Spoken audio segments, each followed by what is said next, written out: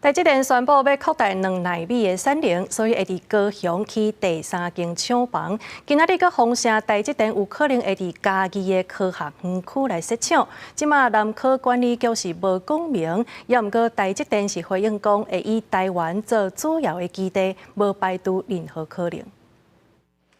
台积电顶礼拜发说会才宣布要扩大2奈米的产量建制，按算伫高雄起第3厂。个有消息传出，台积电可能伫嘉义科学园区要设先进封装厂，未来可能会设1奈米厂。 个别厂商的投资我们还是以厂商他的公告为准，管理局会做好投资环境的建构。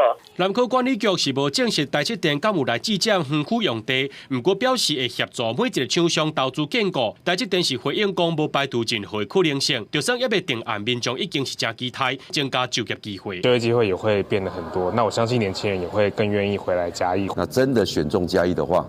那会由我个人担任召集人，在嘉义县政府组织一个单一对口的单位，全力协助。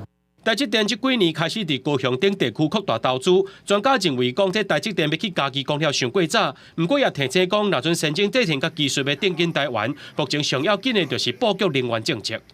高雄的3座厂最少要用掉6台的 EUV 的机台 ，EUV 机台本身就已经非常吃电了，1奈米世代大概也差不多要6台到8台左右的数字，不可能是使用太阳能或者是潮汐等等的不稳定的绿电。